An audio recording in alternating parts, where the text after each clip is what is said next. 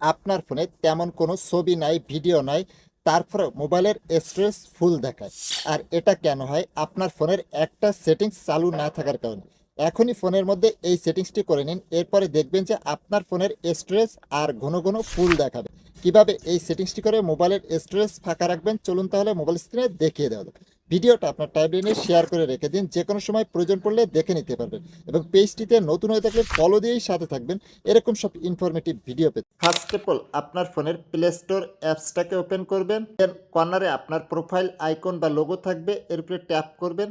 তারপর এখান থেকে একটু স্ক্রল করে নিচে আসবেন, আসলে পেয়ে যাবেন সেটিংস, এর উপরে ট্যাপ করবেন।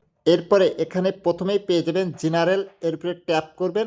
ট্যাপ করার পরে এখান থেকে একটু স্ক্রল করে নিচে আসবেন, আসলে পেয়ে যাবেন অটোমেটিক আর্কাইভ অ্যাপস। এটা আপনার বন্ধ থাকবে, এটাকে জাস্ট আপনি অন করে দিবেন। অন করে দিলে আপনার ফোনের যে সমস্ত অ্যাপসগুলো আপনি ব্যবহার করেন না, অটোমেটিক আপনার ফোনে রয়েছে সেই সকল অ্যাপসগুলো আর্কাইভ হয়ে যাবে এবং তার মেমোরি বা স্টোরেজটা ফাঁকা হয়ে যাবে। এরপরে দেখবেন যে আপনার ফোনের স্টোরেজ আর কখনো ফুল দেখাবে না। That's it.